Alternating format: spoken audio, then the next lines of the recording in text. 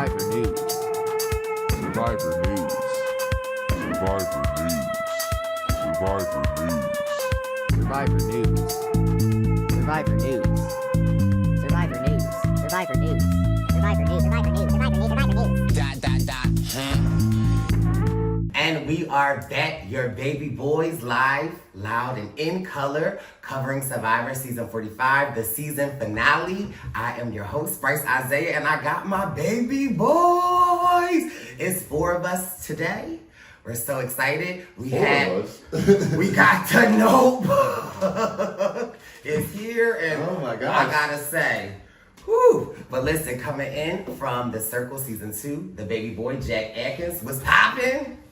It's so weird to be in person. Like, we did one of these before, but it's like, I don't even know where to look. I'm like, bro, you can't look. But I'm so excited. We're at my casa. Oh, we are at La Casa de Jaca. And man, it was a great finale. So excited to be in person with you guys, able to break it down. It's going to be a lot of fun. Yes, and hailing in from the island that is the first merge Boots, the winner of Ghost Island, Beach Cabana Royale. We have Wendell was popping. I'm here. This tree keeps on smacking me in the head, but we out here. We back on the island. We back on the island. It's good to be here. At your extinction. Thank you for allowing us to come into your humble abode. Of course. Yeah, so we are back alive. Are you alive? Yeah, it was a crazy week. Definitely wore me out, but last night I took it pretty easy. Made sure I was prepared for this podcast. But it was such a fun week with events Tuesday night, Wednesday night, Thursday night. Just ending the season off right with some Brice and Wendell Presents events. Yeah, I loved it. I think the karaoke was popping. You know, Kendra she shut the house down. Mars. You know, I had to show her my jump off. I said, Kendra, you're not about to do that to me. Then the finale was whoo.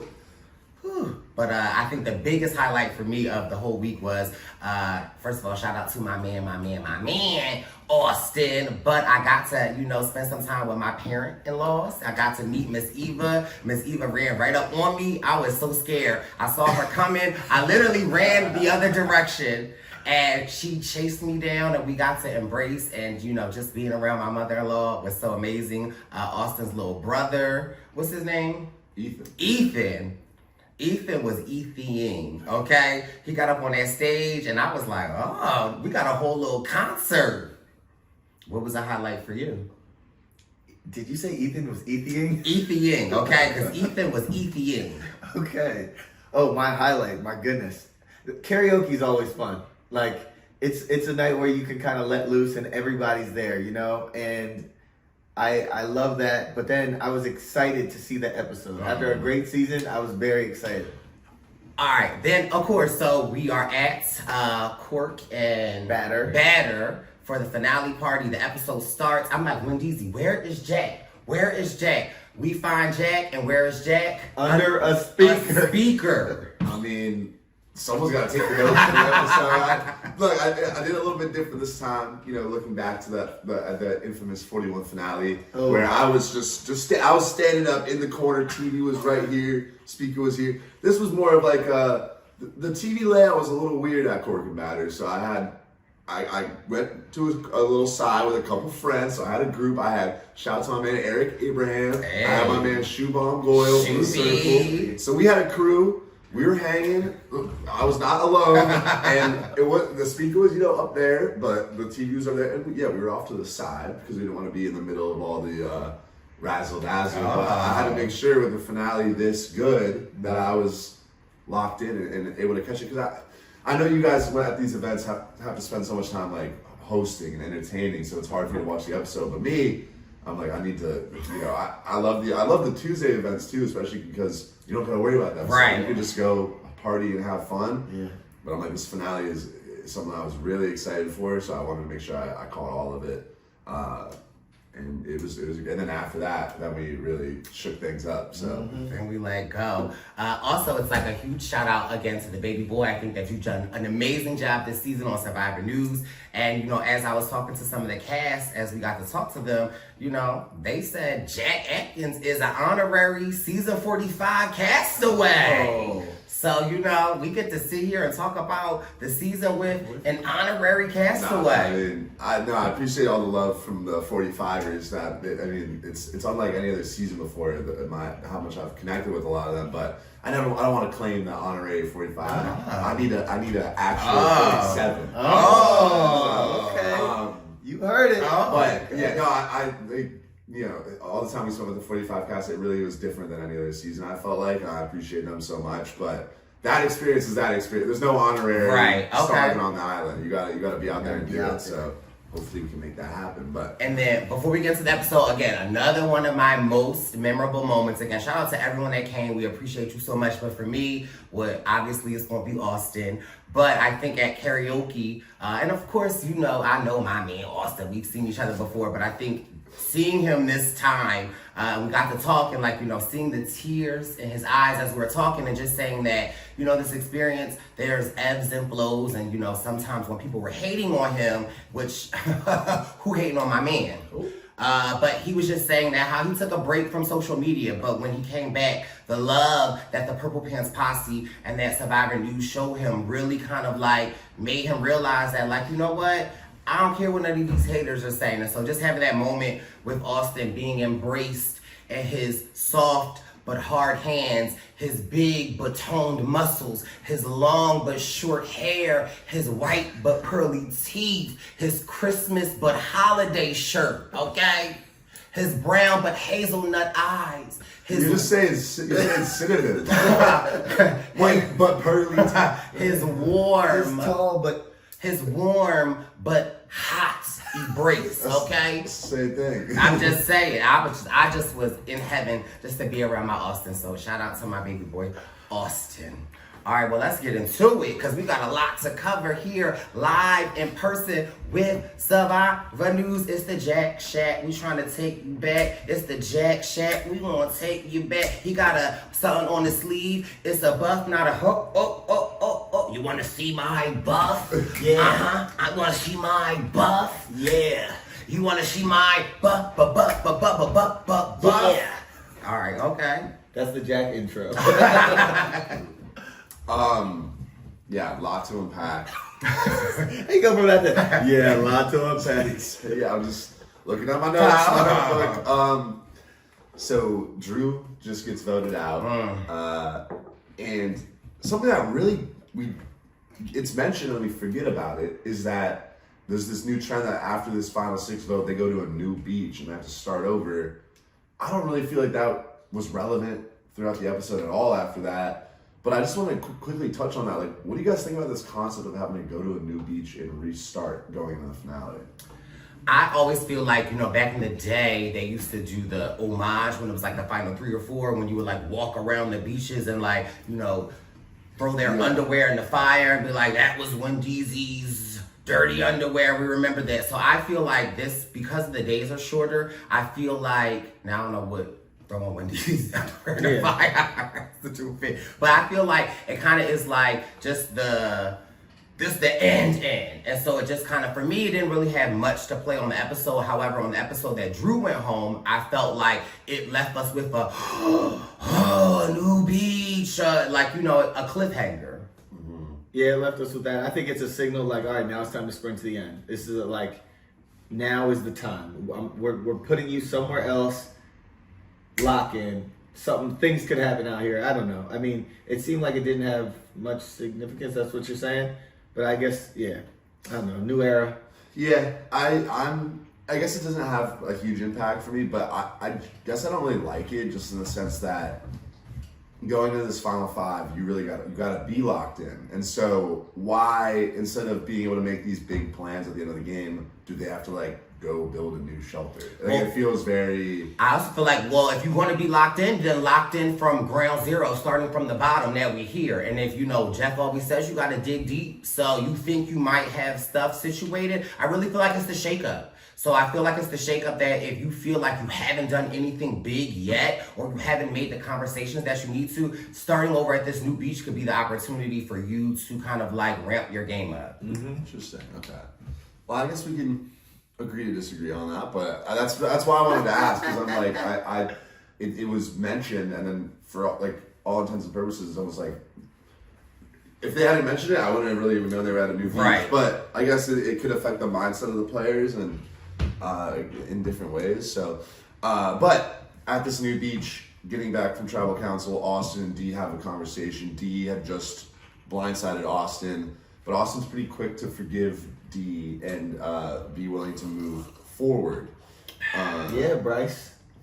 Cause listen, Austin has a big but deep Large. heart. Okay? My man was raised by Miss Eva and she told him to forgive. But also, I also realized it's like, it is the better game move for Austin to forgive her really quick. Because if he's going to take a shot at her at the end, why be like, I ain't messing with you? So, I mean, again, my man made a good move.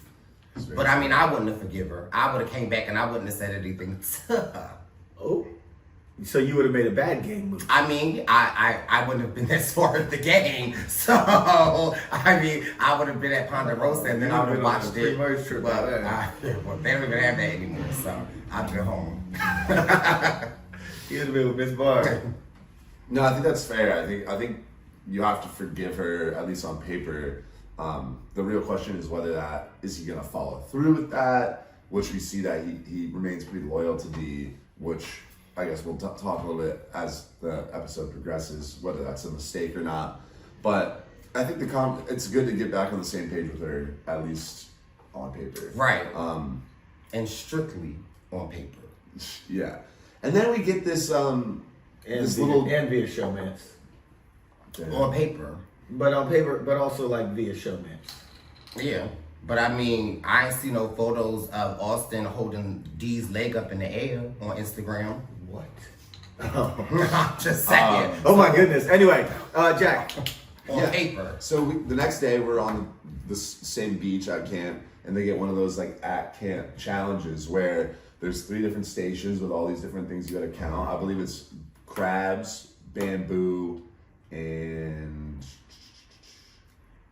coconuts. I think so. Coconuts, yeah. And they got to run out.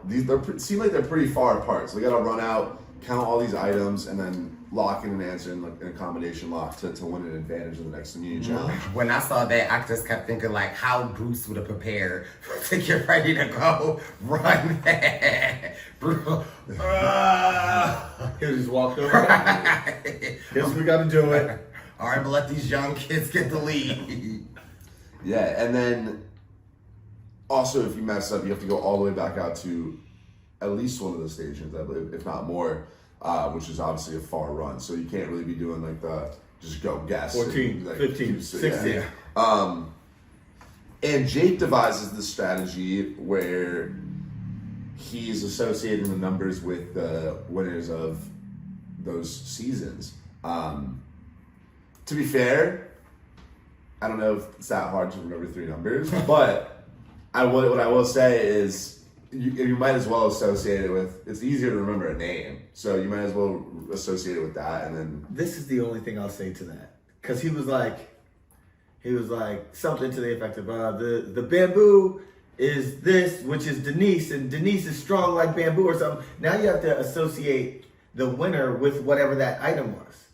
Now it's like, oh, is Tony a crab or is Tony a coconut? You know, if you're just thinking about the names, then it might actually be a little harder. It's like an extra step, if you ask me. But hey, it worked for him. Right.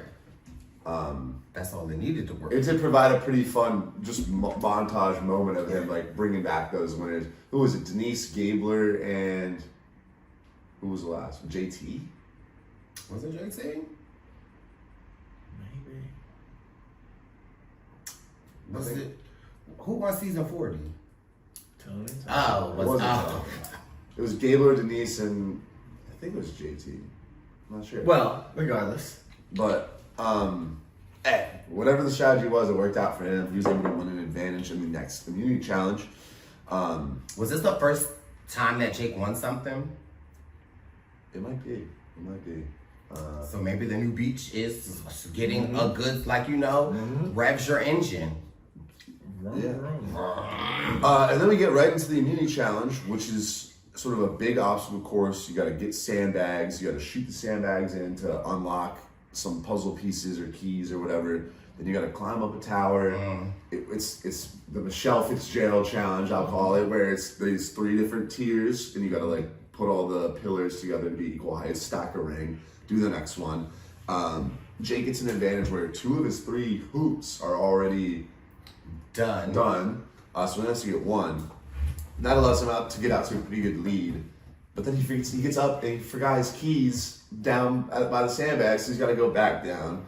But ultimately, it seems like the puzzle is the great equalizer, and as it often is. Surprise, surprise. It must have. I'm sure it must have been like at least probably a 10-minute, 15-minute type of puzzle. Cause what's the strategy to it? Like, I'm assuming that you have thought about that process of it. A little bit. I think you have to.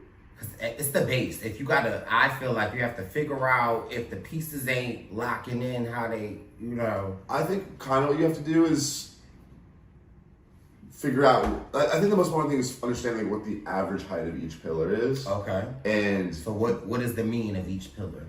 Yeah, exactly. Maybe taking maybe you build a couple and try to get them like close, and then you're like, okay, well if this was a little taller, if this one's here, maybe it's like right in the middle, and you have to find that average. Once you know how tall it's actually supposed to be, it makes it a lot easier to just do the other ones and compare them. Might you take all the tall ones and put them down first, and then try to worry about the smaller ones? I think that also makes a lot of sense. Although I know some of them are, like I believe, 2 pieces, and some of them are like 3. Yeah.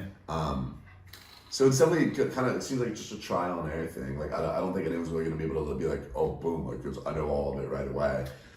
So it's important to know going into that like I'm not trying to get it right away. I need to like figuring out my bearings first, right? Yeah, and I think what I would also be curious about is, are those pillars on the second tier the same height as those ones on the first tier? Because then once you know the height of the first tier, then you can just compare them next to each other. Yeah. But maybe they're, I honestly would hope they're a little bit different, because I think that would make the challenge a little bit harder. But yeah, so Jake gets out to that early lead, but forgets his keys, which allows Austin to get out ahead. But because it's a long challenge, everyone kind of catches up and gets in the mix a little bit. But it really is a Austin versus Jake battle. I think they might be the only ones that even got to like the second tier, let alone the third. And Austin takes that time that he gained when Jake had to go retrieve the keys to carve out a lead, and he was able to secure a win at the final 5. Mm-hmm.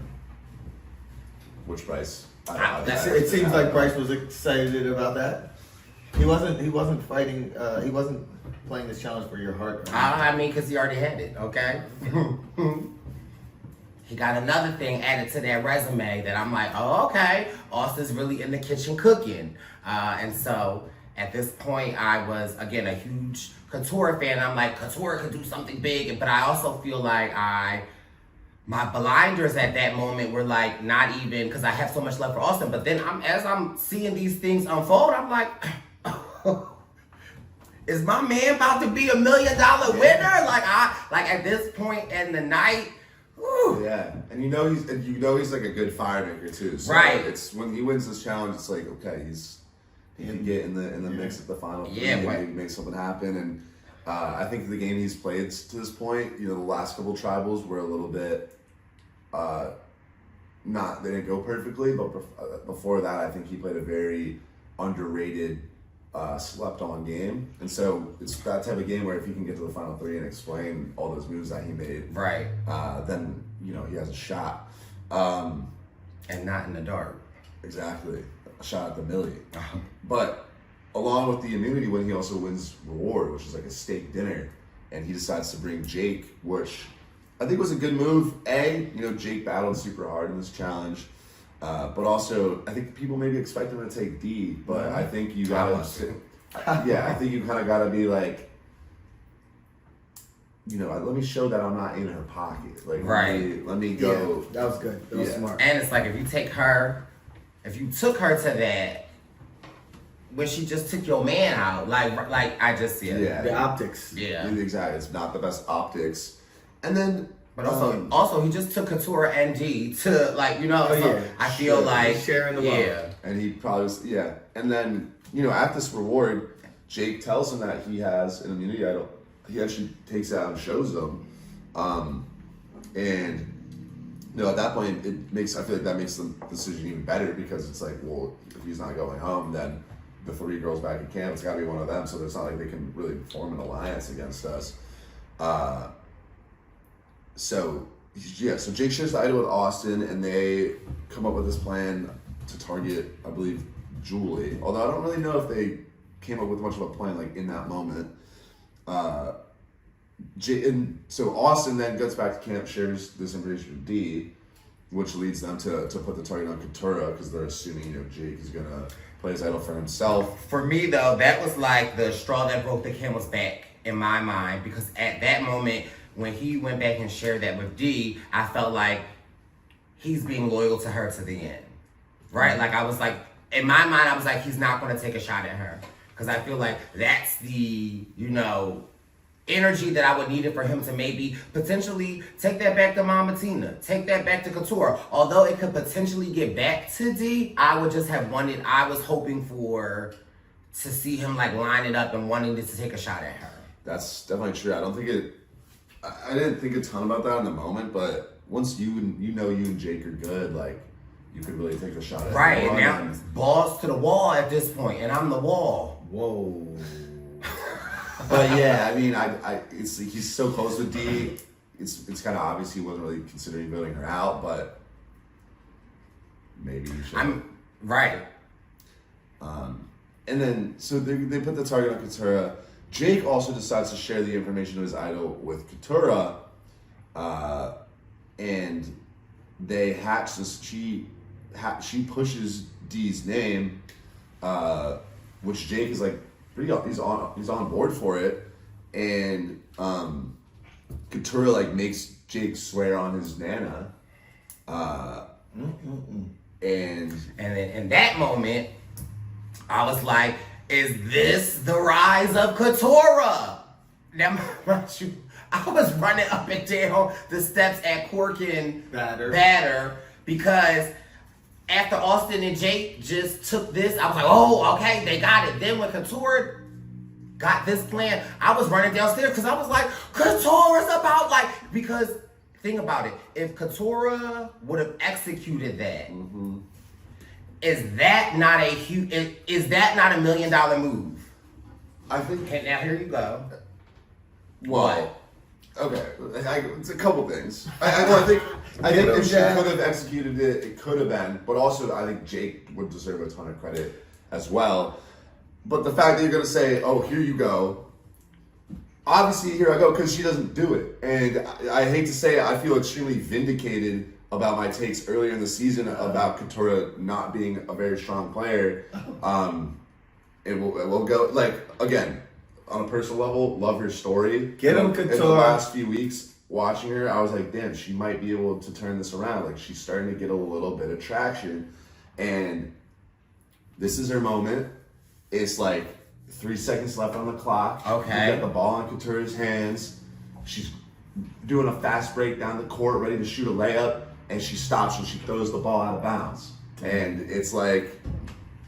But isn't it sometimes, but when you playing in them basketball games, right, sometimes don't people foul out? Don't they be like, go, we need you to get a foul?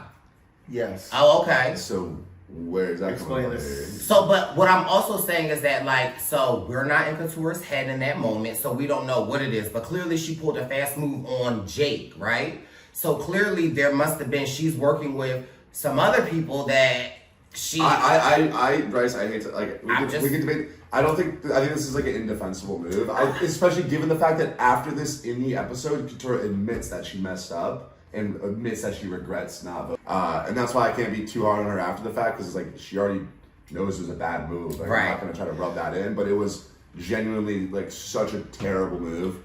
And just, not only the Julie vote is defendable, okay. but the fact that you're going to hatch this plan yourself, go to pull Jake in, make him swear on his grandma that he's down to do it. It becomes to me very obvious that, of course, we know watching the episode that he's gonna do it because in confessionals he's talking about it. But if he's sitting there on the beach looking me in the eyes and I swear on my man that I'm gonna vote for D, which is also strategically a move that makes a lot of sense. No, I mean it does. So I'm not gonna be questioning. I'm gonna be like, okay, he's voting for Like, why would I not go with that? Especially, like, again, if you want to make an argument, maybe Julie's a bigger threat, whatever. Maybe I could take D out on fire, whatever. But Brice, if I spent the whole day coming up with a plan, I'm like, Brice, I need you in this plan. Like, swear on Wendeezy that you're gonna do it, and you swear on Wendeezy, and then I go and I vote for someone else. You're gonna be like, why did you just? What was all the rah-rah about? So no, I mean, I get it. I haven't listened to her press interview yet, but I am curious to know like what her rationale was in that moment to then not follow through. Because again, I feel like that was $1 million mistake on Couture's end. Yeah, well, I think I haven't heard the press interviews either, but I feel like from watching the episode, she admitted that she got a little nervous, a little bit scared, couldn't play her Justin Jake, and she sort of fell back into the pattern of like going to D. Or going to D for like safety, and that's a lot of credit to D. Right. But she, like I said, throughout the whole game, she always goes to D with her information. She always like this and that, and she feels safe with D. Again, huge credit to D. But it's like the final fight. This is the last time you can vote someone out. Like, True. I'm a apologize to the Notebook. I agree with that take. Yeah. So yeah, I have to push back because you're like. What, like, it could have been her million, what, like, it could have, should have, would have, like, well, I'm just saying. She didn't do it. Now, could this become Survivor strategy where in order to get someone to vote something, you go that passionate in order to direct someone in a particular direction? But you have to swear on your nana, like, and then I think now you can use this person. I'm not saying that happened in but this people case. use it. But people do that all the time. They lie on stuff all the time. Look at No, Johnny but I'm Fish. not saying lie on I stuff. think it's, yeah. I'm saying pull someone in and make them swear on something. I think that it technically could be weaponized. I don't, like you said, I don't think that's what the case was in this instance. No. I think it could be weaponized in a good strategic sense. But the problem I have with that is that if someone I respect cutthroat gameplay. If I was a player, I would respect cutthroat gameplay. But if someone pulled me in and then forced me to swear on someone and then they bailed, that would just really leave a bad taste in my mouth, as it does here with Jake. Yeah.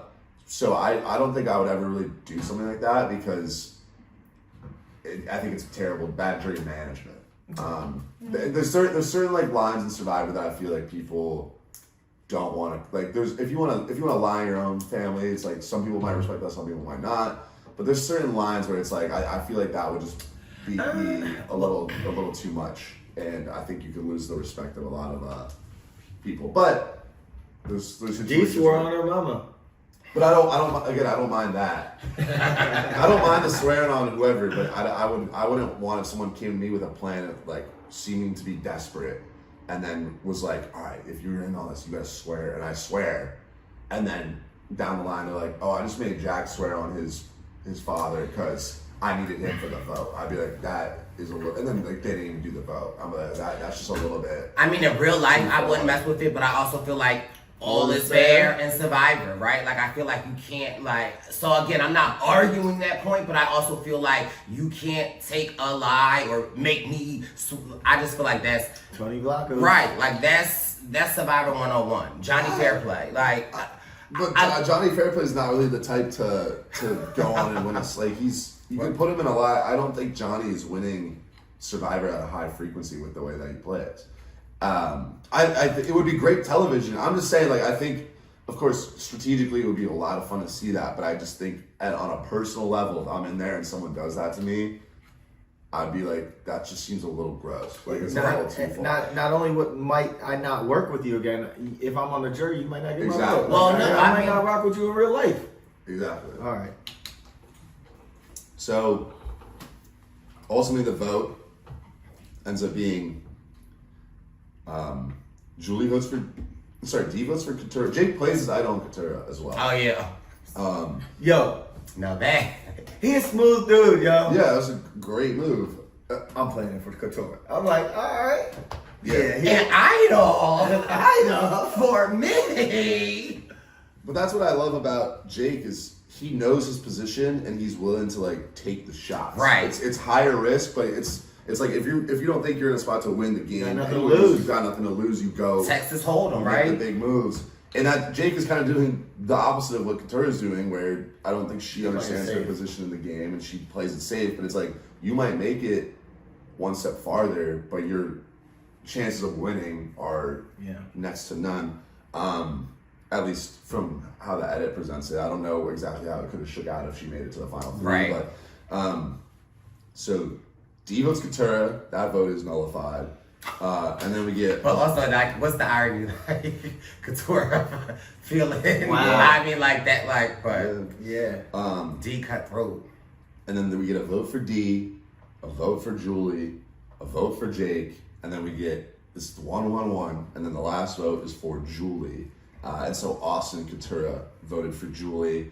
And Austin had this whole dilemma as well of like, do I vote for Katurah with my allies, or is it actually just better for me if Julie goes? And I think he made the right conclusion here of taking out Julie, who, as we've been told, is a threat to win. And so maybe Austin sticks with D here. Maybe his mindset's like, hey, maybe at 4 I could take her out in 5 or something like that. Yeah, but I don't ever like those game plans or thoughts at making that big move at 4. Make your move when you can make your move. Make your Agreed. move when you can make your Yeah. move. Agreed. Do your dance when you can do your dance. Shake your when you can shake. Especially given the fact that like D's also been a really good in the challenges. Is like say even if you think D and Julie are the same level of threat, like Yeah, level, D, like, if he takes out D, I mean I like Austin to win pretty much any challenge against Katurah, Jake, and Julie. And that's no shade to like the other 3. Austin's just been really good in the challenges. And he's like good at puzzles, he's good at the physical Yeah, stuff. I mean all the physical stuff. Okay. My body's So yeah, your Julie party. goes home. My body's your party. I don't know, Sierra body. My body's your party. I don't even know what It's song called you're trying to Body sing. Party. Yeah, Yeah. by Sierra. But you're doing it. I no justice. mean, my body's your party. You're making a new song up right now. I can't even support It's this. like Pony meets. If you This is a lot harder to do. A lot harder in let's person. do it. Austin, ride it. I mean, my pony, my saddles. Waiting, coming, jump on it. Jump on it. All right. Let's do it. That's the remix. Ride it, my. All right. Wobble, dibby, wobble, dibby, wobble, dibby, wobble, wobble, dibby, wobble, baby, wobble, baby, wobble. Get in there! Yeah, get in there. Yeah, to the big girls. Back it up. Hey, back it up. Wobble, dibby, wobble, baby, wobble, baby, wobble. Wobble, baby, wobble, baby, wobble, baby, wobble. Get in there. Yeah, get in there. Yeah. All Alright, sorry. Better get up. Yeah. Okay, y'all see Jack got a little sauce in, We okay? just had to be here for it. Yeah. It doesn't translate over Zoom. Now he wants to know the song. Also, it was just Jack blatantly ignoring my body party. He's like, and because we're Jack, so okay, but go on, Jack. Those are a little harder to do in person. Usually I can just mute my laptop. So we get back to camp after Julie goes home. And props to Julie, played a hell of a game. Yeah. Shout out to Mama Tina, that is Julie. Winter vibes. It was interesting with her because it's like on paper and according to the other players, she was a big threat to win. But it never really felt like she's going to win. I don't know if it's how the edit portrayed. It's gotta her, be the but- edit. And I wonder if they would do that because, I mean, now we know who the winner is, right? And so, but yeah, I'm not surprised. And again, I feel like from episode 2 or 3, I had said like, Mama Julie, that is Tina, her fight in the game, her like talking of saying the things that she wanted to do, but be willing to go the other way. I felt like it was such a big thing of her, but I also felt like she had an opinion. It wasn't like she was going with things, and a lot of people brought stuff to her. So again, shout out to Mama Julie, that is Tina. We love you. Yeah. But Jake kind of airs out Katurah. Yeah. He doesn't pull the punches. He says like, she made me swear I'm like to go vote for you, D. So like I don't know what, and I completely understand his frustration because the whole story with Jake, like and Caleb actually says this when when they're when they're eating their breakfast at the final three, and like the jury kind of pops in and gives their thoughts. Caleb says something along the lines of like, Jake's game instincts have been very underrated, and I feel like Jake has like good game awareness. Like we said, he knows his position. He's willing to take moves. He generally understands sort of the social dynamic of the tribe somewhat. But it's sort of like he has a good move in mind, and then it doesn't work because of the bad moves by other players. Like I think Katurah absolutely should have gone with that plan, and then that's a huge boost on both Jake and Katurah's resume. So it's kind of like I understand Jake's frustration because it's like, I'm cooking up good moves. Right. But it's just like. But I mean, again, it also goes, in my opinion, goes back to relationship building, right? For sure. Katurah doesn't have the trust with Jake because it's from the beginning, right? With like the whole Bruce thing and that, like, so I get it. So I guess my question to you two is like, I know relationships are so important to build in Survivor, but is it also important for you to, on the opposite end of it, like, if you want to trust, you have to like go all in with the trust, right? And so it's not so much of like, oh, you need to like build good relationships in the beginning, but on the other half of it, like I was saying with the New Island, right? New Island, new blood.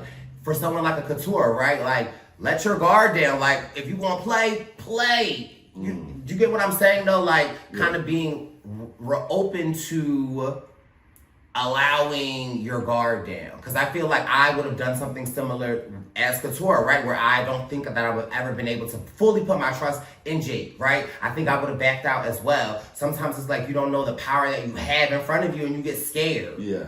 And like you said, it all boils down to relationship. Right. Like Jake's head in a lot of the moves has been in the right place, but ultimately he didn't have the numbers to execute those ideas because his social game wasn't as strong as like a D or a Julie or a Austin.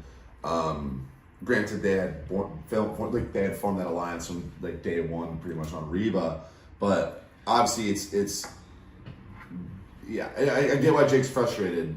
But there is something to the Jake archetype, right? That I feel like we don't see a lot, which is like, know your position, right? Like, as I feel like we need somebody to do a study on a Jake in the sense of like knowing your position, knowing where you're at and trying to make those moves. I feel like I would love to see new Survivor players like on 46 or 48 and 49, like adapting to this method of Jake, because outside of Jake, who else has been pulling out these like hat tricks? Ooh, okay, not a hockey reference. But you know what I'm saying? Like, I appreciate his creativeness, but also I feel like that's a Boston thing. Like, I feel like Boston's hustlers, like, we moving and we shaking it, and Boston is kind of like the sister city to Philly, so I understand that hustler mentality. Get it where you get it, fit it where you fit it, make it move how you move, flip it, turn it, jump it, hop it, get what you want, because I ain't never gonna stop it. Like what he just said. Yeah. Okay, am I right? Ditto. Yep.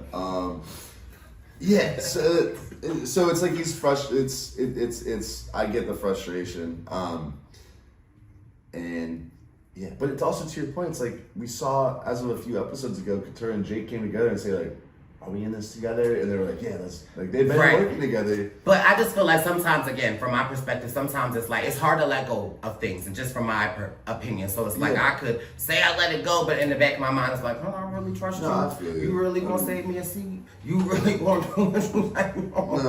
And I think it's less. I think it's less about Jake and more just about the fact that it seems like D has really roped in Katurah like super solid.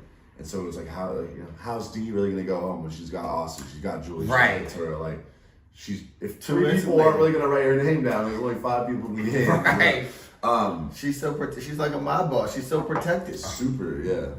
I come to you, and I say my name is D, and I give you the trust, Joplin. Do we? And then no. But that makes me wonder. It's like, is it if Jake wants Dee out? Is it smart of him? Because I thought sharing the idol was kind of smart because that makes people assume that you're gonna play it for yourself, and it allows you to then like play it for Katurah.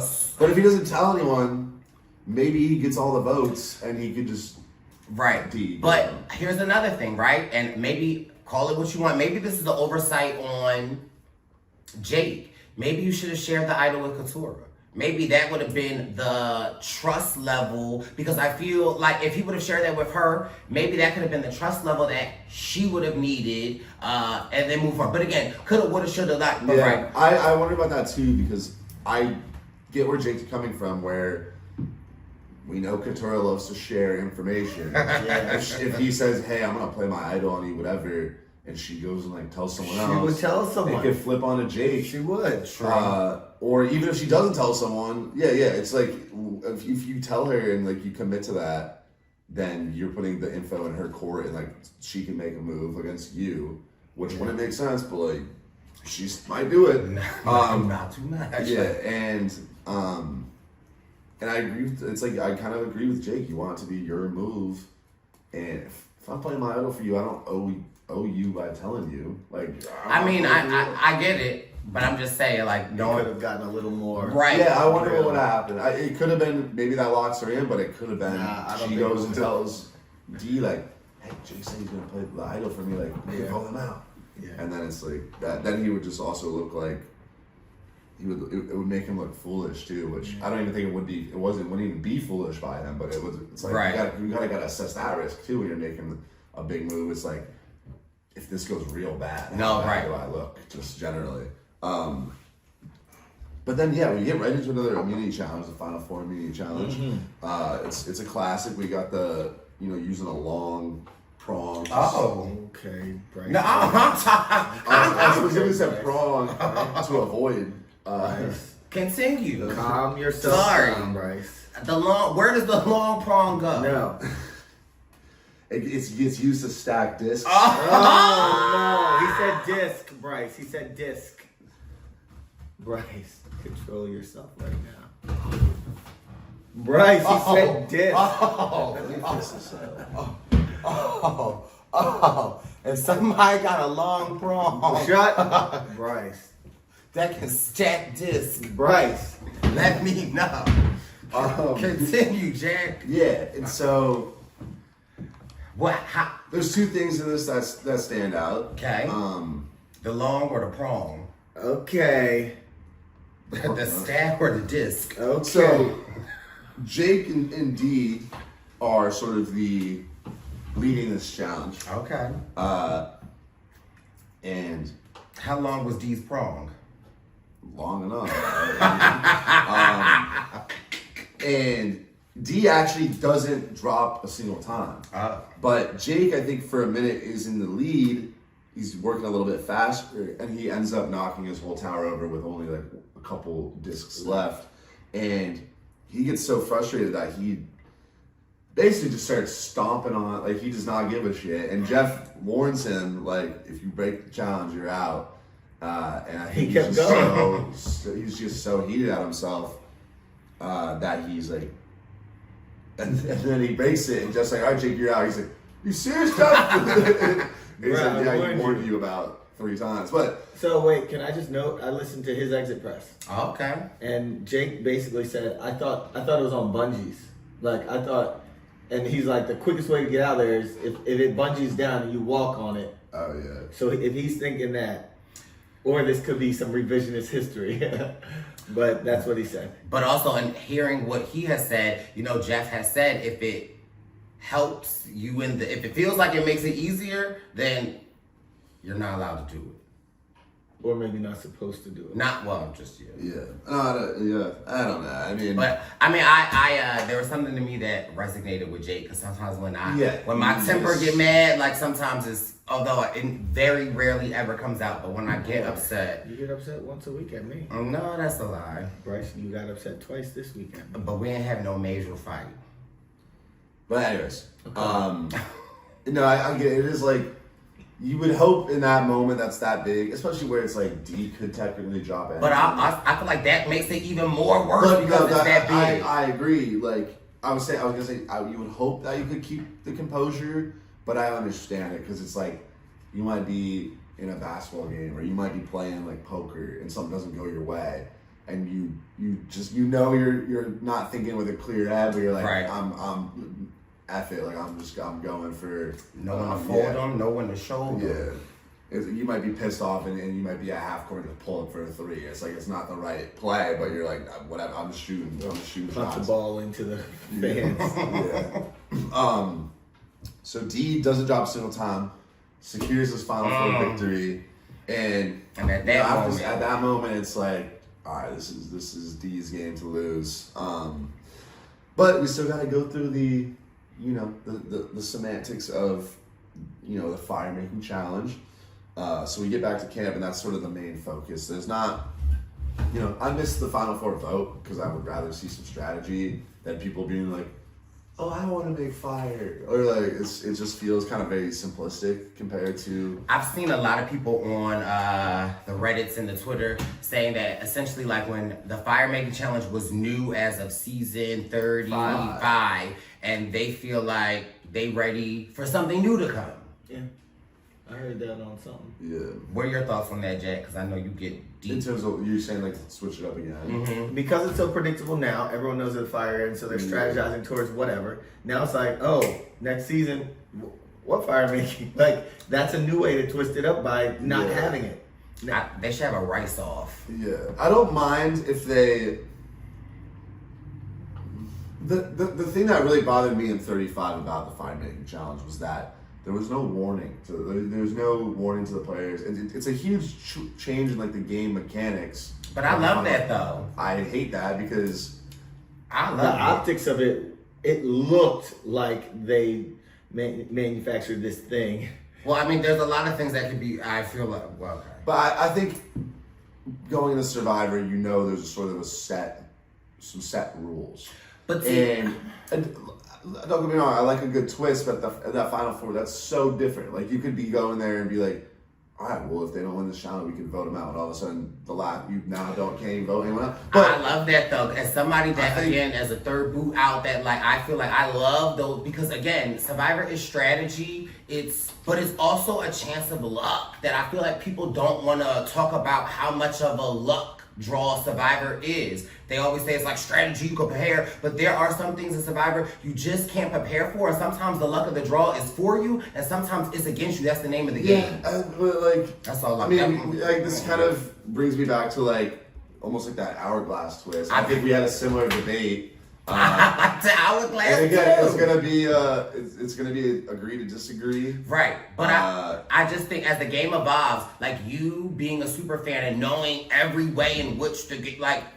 But if that's more so like a twist, I don't mind. But that's more so of like a core structural element. But that's why the only season I really didn't like was 35 because it's just out of nowhere. So I hope if they get rid of it, which I hope they do, I think it should be day one on the boat. Jeff's like, and by the way, no more fire making challenge, and then you could mentally prepare, like structure your game. Again, like in that same conversation of you saying like how you feel like you want to see more people that. What were you saying about more? A different kind of diversity. A different type of diversity, right? And so, but you want to see some people that don't even play the game. So some people that don't even watch the show that might be out there, like some of the stuff that comes up, it's all new to them. I feel like that's the great equalizer. I just feel like, again, Survivor, people don't want to say it, but again, it's part of Survivor is luck. And sometimes the luck falls on your side, and sometimes it doesn't. And it has nothing to do with... I agree with luck, but I think there's certain elements of the game that it's the structure that... It's like, if I pull up to, a baseball game. Okay. There's elements of luck in a baseball game. Maybe someone hits a line drive that's to the center fielder. Sometimes maybe they don't, and it lands for a double. But if I'm pulling up to a baseball game, and in the ninth inning, they're like, let's bring the soccer balls out. No, that's... I'd be like, what? But this is the game, though. This is a reality TV show. Yeah.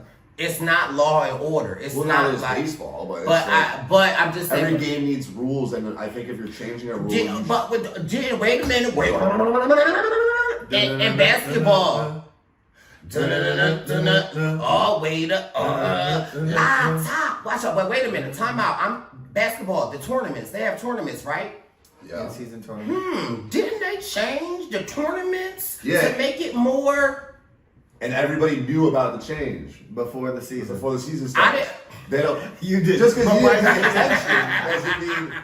Yeah, it's not. It's like you don't want to end up in the playoffs and all of a sudden it's like And you're in the fourth quarter of the first game and it's like, oh, this is no longer a best of 7, it's just one game. You'd be like, what? How are we supposed to know that? But that we're talking professional athletes as opposed to like people that are signing up to play a game. I think sure. I think a rule, like there's certain parts of the game, like in Survivor for 34 seasons, you're at the Final Four, you're voting someone out, and so to be like, oh, it's been 17 years, but FYI, we're switching that up an hour before. I'd be like, we can't just get like a heads up. And I think that also, maybe it didn't happen in that season, but I think it also, situations like that could really lead to some But I feel like robberies of a the edge of extinction is another, like, you know, like... Yeah, and everyone knew about it. But they didn't know that they were going to actually have it. The people that were in the game didn't know, or what's the one, Redemption Island? The people in the game didn't know that the people had an opportunity to potentially come back. Yeah, but that doesn't... And that definitely affects the game, because then it's like, I might not have voted you out if I knew that you had an opportunity to come back in. That's not, but that's not as blatant as like changing the Final Four. And it's also something that's happened before in Survivor where people can come back. I'm just saying, all I'm saying is I don't feel like we are actually entitled to know what happens. And I'm not gonna, that's why I don't want to argue, because you like it, and you're allowed to like it. Right. I don't like it, and I think the majority of fans, I can't speak for everyone, but I feel like the sentiment is like, now it's sort of become the accepted thing, right? If I go in, I'm like, okay, it's part of the game. But if I get to Final Four thinking, I'm the best fire maker here, I might be the biggest threat, but I know I can make fire, and then they're like, oh, by the way, no more fire, and then I get voted out, I'm like, I wish I could have had a heads up, so that just took $1 million from me. I agree. Like, I don't take away your sentiment. Like, I agree, we should know ahead of the time. But I also feel like Of course, you have to I agree with you saying you have to expect the unexpected. Right. But so that's just what I'm saying. So I just feel like it's the super fans and the fans that study the game and know the game that go out there and then they think that like I like it because it's an equalizer. That's all. I'm just saying, again, I said what I said. Sometimes I don't even like an equalizer though. I like the best player to have the advantage. But sometimes they don't though. But this just gets into a whole other conversation. I also think you're saying like, okay, maybe the super fans know more what's gonna happen, like, and that by things being mixed up, it's like the people that don't know the game as well. Right, and then there are people. But I would say two things. I would say A, pretty much anybody who is about to go on Survivor could go watch every season. Yeah. B, I think that the biggest thing about each season that's unpredictable is like the people that you're with, and that's the variable that changes every season. There's no ever way to plan for that. So I think the nice thing is if you're a prepared player, you just know there's going to be certain things that will likely happen. But there are some things you can't prepare for, and that's a part of the love. But I think you should. That's why you can't prepare if you're the only. You can't prepare if you're a unicorn on a tribe with people that aren't anything like you, right? But 100%. But at the same time, that is the variable of the people. Yeah, and not that was justified in your season. I'm not saying speaking specifically my season, but I'm saying the variable of it is all right. But I'm just saying, like, I just feel like I like it when they pull the wool over your eyes and then y'all have to think on the fly. Fair enough. I can't argue. But I hear what you're saying, though. Right. People shouldn't like that if they like that. I just give them my reasons. I like what I like. We're gonna miss our flight, guys. Sorry, but no, I get his point though. Yeah. Like I get it, but I just say this is a difference of opinion. Right. No, just like genuinely. Right. Yeah. Some people like. I think you should know, but also, I mean, if at the 9th hour they say, hey, listen, LeBron, we ain't using this basketball no more. Here go this soccer ball. See what you can do. I think I would be in the fan I would be in the arena like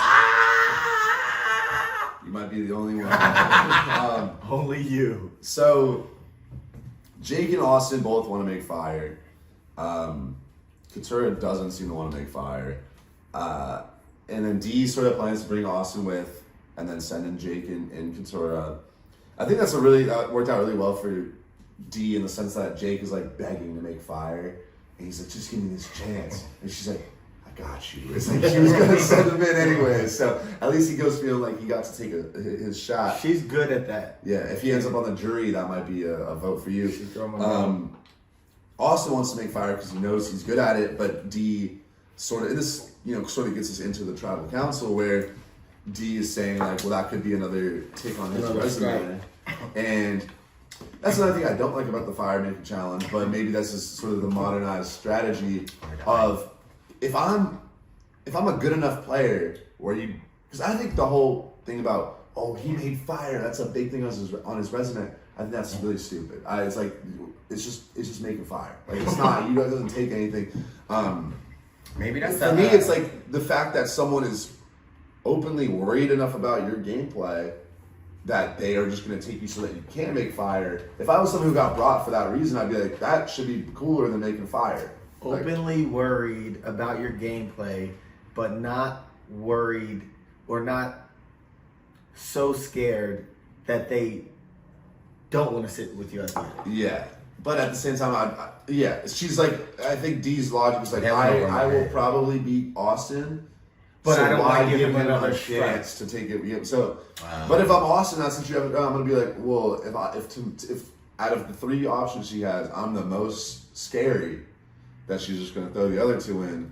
That should actually be a mark on my resume. But I don't know because it's the optics though. Where people bring people that they can beat to the end. That's what you do.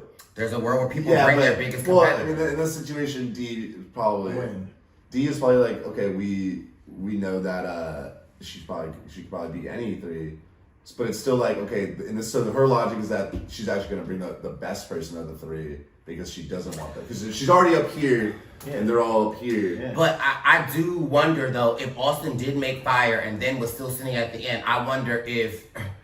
Yeah, because he was only one vote away from a tie. No, I don't think it was a bad move by D. Yeah, no. I'm just saying, if I was Austin, I'd be like, oh, she's, God, look, she's the most scared of me. So I would have wanted to fight instead for of having fire. to make for fire. But I would almost say, like, I don't want to make fire, because if she's so scared of me, that being the tipping point, then clearly I've played a pretty good game. Right, but I want the show. She's so scared of me, but she wants to sit next to me. Get out of here! Nah, Yeah. she's not scared. I'm of me. not saying she ain't scared of me. But I'm saying if I were Austin, I would be sitting there saying, I want to make fire, but D is worried that our games are comparable. That fire could. That's a good argument. That fire could give me the edge. That's a good I just want the jury to take. I want you guys, the jury, to take that in and know that. Oh, he would need. Okay, all right, I see what you're saying. I'm not saying that's the truth of the matter, Right, But I'm that saying is a that's good- how I would angle yeah. it, to be like, who cares if I could rub 2 sticks together? Pause. Brice. Who cares if I could strike the flint? Like, I'd rather just get my free pass to the end, and then, like, because she's worried that fire. Because for me, and this might be a minority opinion, but if you can make fire, I don't care. Like, that's not a. Can you make fire? I respect the ballsiness of maybe being like, I give up my spot and I'm gonna go beat this person. Because that's more of like, take the ball in your own hands, take the shot yourself, and get someone good out. But if it's just like, I got put in fire and I beat someone else, like, it doesn't.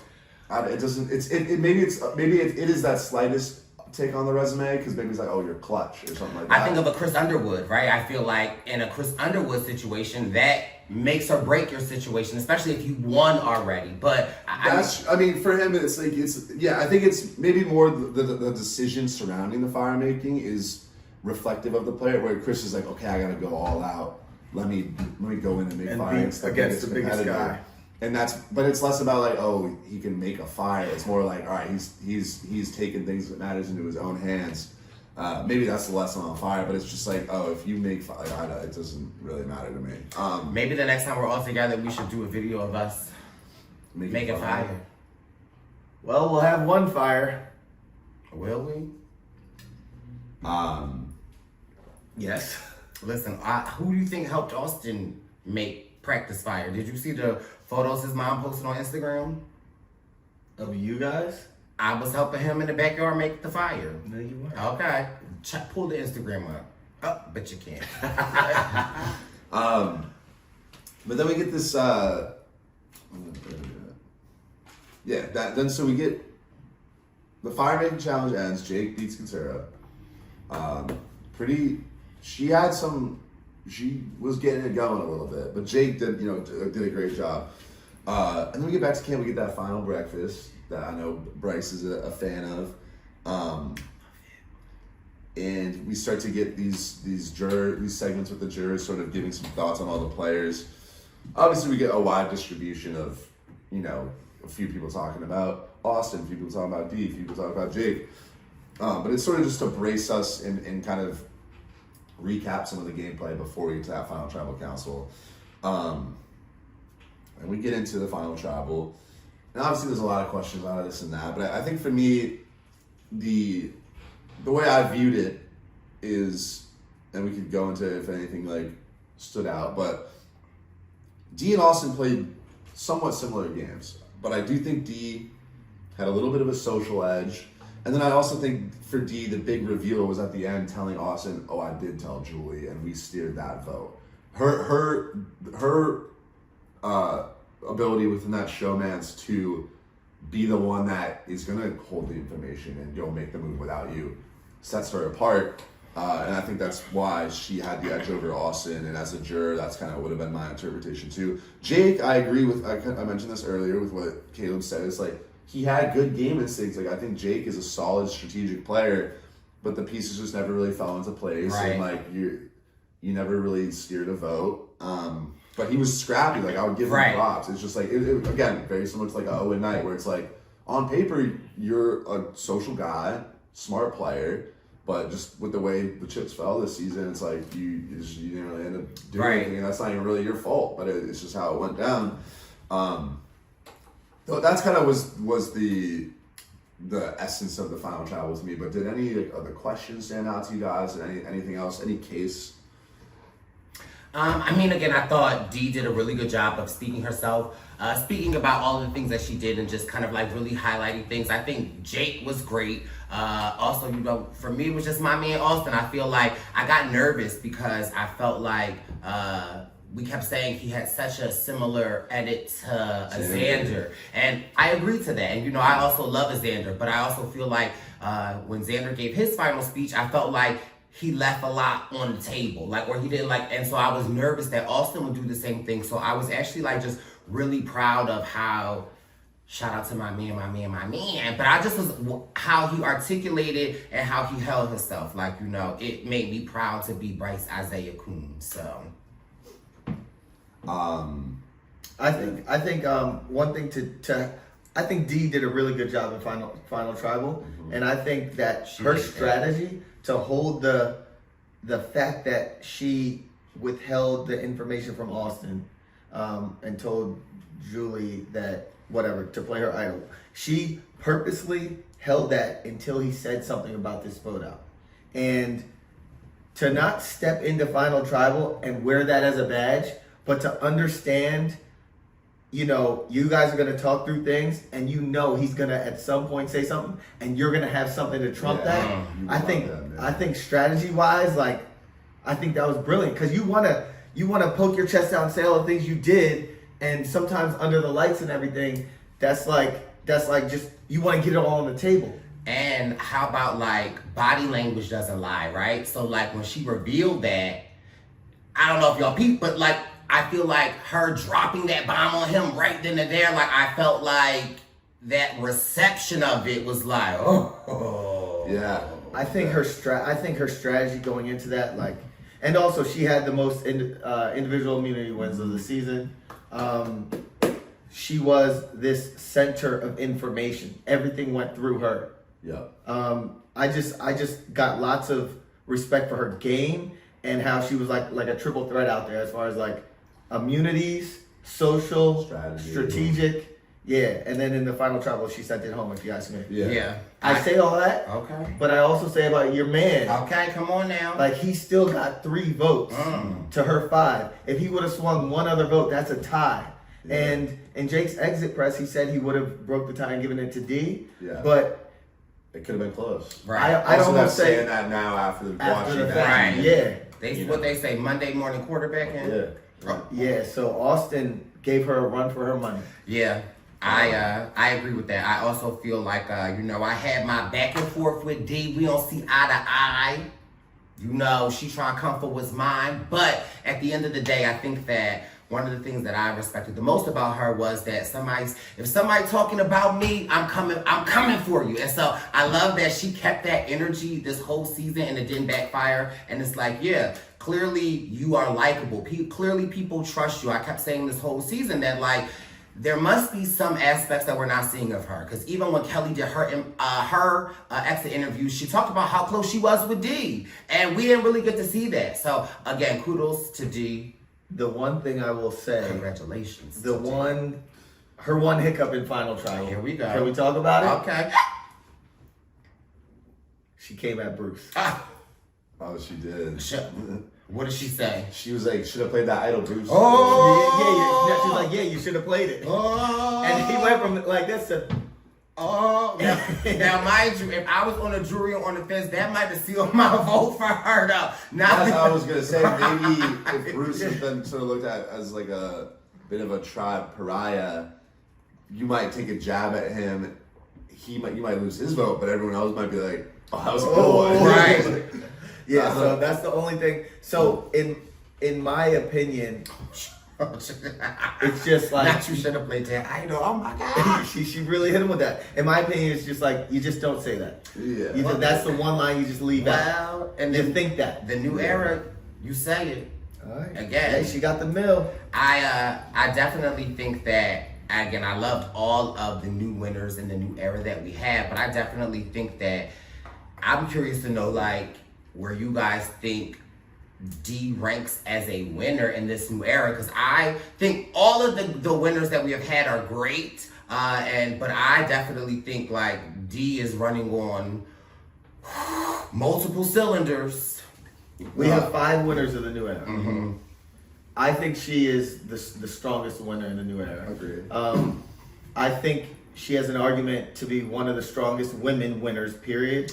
And I think that she has an argument to be one of the best winners. Yeah, I would even take the strongest women winner out, and just one of the stronger winners, period.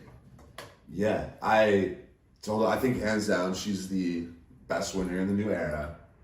And then I don't have like a mental ranking of all the winners ever, but I think I could pretty confidently say she's probably in like the top third of winners. Yeah.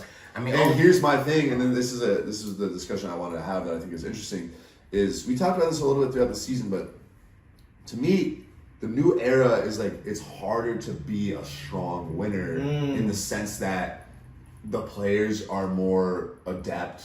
There's more fans. There's more like quality strategy on average. Look at Caleb. They sniped him like that. Whereas old school seasons, it's like you might be the most charismatic person and the smartest, and you can just get everyone in with you. Yeah. And there was more dominant winners. There was more like Kim Spradlins, JTs, Boston Robs, where they're just running it from jump. That doesn't happen anymore. Right. And so You get sniped. But I feel like, is there a case that D's been running this? But that's what I was right, gonna yeah. say is like That makes it even it's harder. not as blatant of like she has like a Boston Rob like cult following, but she did. But she basically did. did, where Austin was probably never gonna write her name down. Julie was probably never gonna write her name down. Couture seems like she probably was never gonna write her name down because the one opportunity she really had, she didn't. But genuinely, and so it's like it's harder to be like as because also those some of those top winners that we look back on. It's like they might be making big moves the whole game because they got their allies that are just going to do whatever they say. Now it's like you can't make big moves the whole game. Like that's just not going to happen anymore. Maybe on like a rare occasion, maybe like a Tony Cagayan, like, but that's not new era even. So it's like now when you have all these people who are smart enough to know if you're the biggest threat, we got to cut you to be the biggest threat and not get cut, as like D did. It really sets her apart. Because it's like in all the last few seasons, it's like the biggest threat gets taken out. Like you look at like a Jesse in 43, you look at like a Ricard in 41, a Shannon 41, Carla 42, a Omer like. Yeah. Last season was a little bit different with that Tika 3 running it up, and Jam was a very solid winner, but I think that entire Tika 3 deserves a lot of credit. And I also think there was a little bit of like complacent gameplay from their opposition. Like there was never much of like a Lauren and Jamie counter attack on that Tika 3. Well, I mean, we never saw that, but I also could say the same thing where I felt like there was a lot of complacent in outside of Reba because, like, I just saw, I take that back, or But No, and that's true, and that's obviously a reason the Reba group was able to dominate so well. But I think that Reba collectively did a great job socially of making sure that Bella like never came together. And of course, Well, I they think were Dee prepared for the war the whole time. I think Dee really was a big factor of that because like. I mean, one of the like Jake was ready to rock and roll, shake and bake, but like Katora, who Dee was primarily responsible for pulling in, never acted against Reba, and I think that's because Dee had her under her wing so well. But also, she was on the outs on Bella, and so that like she again true. kudos to Dee Yeah. For welcoming her in it and giving her a place. This season reminds me a lot of Ghost Island. In that, like I had my ally Dom, and we had Laurel, and we had Donathan, and we had this 4. And So who's your dom? Julie. no, I'd say Austin and D, and we had this 4. And if the right people mobilized against us or saw it, they could have taken a shot and really cracked us. But there wasn't much that allowed that. And in this case, you had, for a long time, you had numbers on the periphery that should have just came together and figured out a way to shoot their shot, and they didn't get the opportunity. So that's all I want to say with that. No, for sure. I agree to that point. We almost had a tie as well. Right. Yo, when they were reading the votes, I was like, is this about to be the second tie? Yeah. She was really impressive, and we saw it from the jump where she was willing to be a little bit cutthroat. Yeah. But also a great social player. I mean, And that's when like her the name recipe. came up, she was picking people off, and I'm like, yo, this is gonna come to an Right. end at some point. Because in every season that we have seen something like that, like it always does end. So, and again, for her to be able to not act that way, but also was like, well, when they say Mama Tina to Julie Day, why we ain't sniping them, right? Like it's like but again, I love that type of gameplay. I think that is marvelous. 100%. And then I guess my other question to finish things up, we've talked about where D ranks in the new era, but where do we think 45 ranks in the new era? All time. So, They had the benefit of 90 minutes. For sure. I'll put that asterisk there, but I think it's the best season in the new era. Agreed. what's Shannon them season? 41. I mean, I have an affinity for 41. Really? I do. A lot of people think that's the worst one. Well, again, I don't, but yeah, I think people think it's the worst because all of the new things. so much is new and different. Now we're kind of used to all these new and different things, but also now production is used to it, and they've worked some kinks out, and now they have this machine moving properly. So things should look a little better on 45. Right. But also you got the 90 minutes and you have all of that. So the 90 minutes, I don't think we could say it enough. Because I think about if this was an hour season, bro, it could have been might have better. been, because not only is the 90 minutes like on paper, of course we're getting more content, but what we're really getting is that extra time at camp, and we're getting rid of commercials, right? So an hour episode with no commercials, like 42 minutes. Right. An hour 30 episode with no commercials, like a little over an hour. You're basically getting 20 extra minutes of camp life for 13 episodes. That's like 3 hours of just straight character content that we're enjoying. A lot of moments, like the one that jumps to mind is that boys' night montage where they're playing with the boys. They're like, I We would love have never that. got Austin swimming in the So many moments. And wow, it's pouring out. This weather, but that's what Austin does. Okay. But not only do you get those moments like that are good within those moments, but it just builds your attachment to the characters. Right. It makes every boot out so much more impactful. And then, not to mention, in the pre-merge, I loved how we got a lot of time with each tribe. I really felt like I knew where most players' heads were at and what the dynamics of the tribe was. When it's a 60-minute episode, those tribes, it's like, I have no idea what's going on. Right. So yeah, if it was a 60-minute season, it might have been, who knows, it had some huge strategic moments, but it also had some lulls where the Reba 4 was really dominating. But yeah, like you said, with the 90 minutes, I think it's the best new era season. It's a little bit of an asterisk, but I'll take it with an asterisk that it's great TV. Yeah. The only thing that I will say, that I love the 90 minutes. Can we get the Ponderosa videos back and popping, please? Like, that used to be a highlight of my Survivor time. I used to love to go online and see what the people on Ponderosa are doing, because for me, not only I would peep the interactions. With some hail coming. Right, that's coming down hard. But I would peep some interactions, because for me, it also will help me then judge the jury a lot more. Because sometimes I feel like I want to see how the jury is interacting, and I just love the Ponderosa videos. I do too. So just watching the new player get to the table, eat their first meal, Right. and I started shooting the shit. With I love everybody. it. So Jeffrey, Jamal, Khalil, Malcolm, Probst, make that happen, okay? I forget why they got rid of him. I know there was like some weird. I could download you later. Oh yeah. But listen, I think this Survivor new season has been one of our best. Again, we can't do it without the great Wendell, who always get on my nerves, but he don't play, okay? He got my back, and so we love Wendell, the baby boy Jack Atkins. You have shown up, showed out. Survivor News, listen, we coming. I think next season we should work on doing a lot more content for you guys. And if that's something that y'all want, let the baby boys know, because no, we coming, okay? Absolutely. And yeah, I would just say, like, every week we love reading your guys' comments and stuff. So please, whatever it is in the YouTube comments or wherever, let us know your thoughts on the season, on the Survivor News, on what you want more of where D ranks as a winner, of how 45. Like, I love reading through all the thoughts. So please get active in those comments. I will put my Amazon storefront on the link, so that if you want to get Jack a new notebook, you can blast him. It's a great notebook. With a notebook. I don't see anyone else's notebook. Well, I got my book bag. Nah, because what everyone told me this week was, like, they thought the notebook thing was hilarious, but then when it was time for you to show your notebook, you would barely even show it. I mean, You listen, know it was all no, crazy. it wasn't. Yes, we do. You were like, Jack.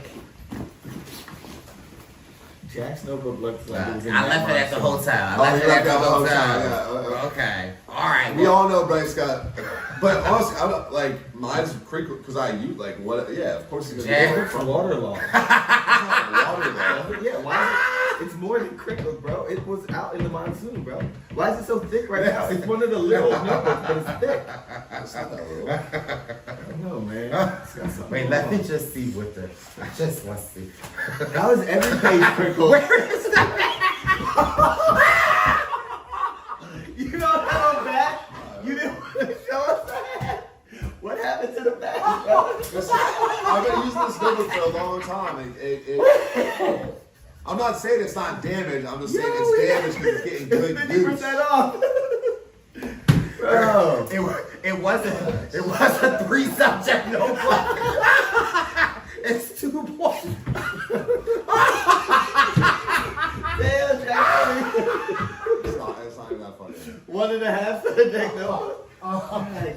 Jack. I don't care. I don't like I Who said, needs a bag? I don't care if it's beat up, but How long have you had it? probably about a year. How does it get that disheveled over 1 year? Listen. A year is a long time. If I use this mostly, I use this for work. I mean, it's not like it's my personal like it's just a notebook. It's not like an expensive You've item. been doing this. Can we, when we walk outside in the rain, can we use it as a... Umbrella. That's disrespectful. Listen, notebook or not, this has been a great Survivor News season. We will be back next season, maybe even before that. This has been your Survivor News.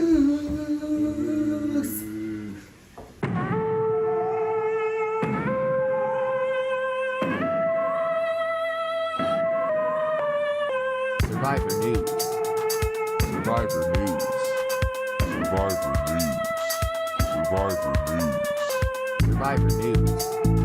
Survivor News.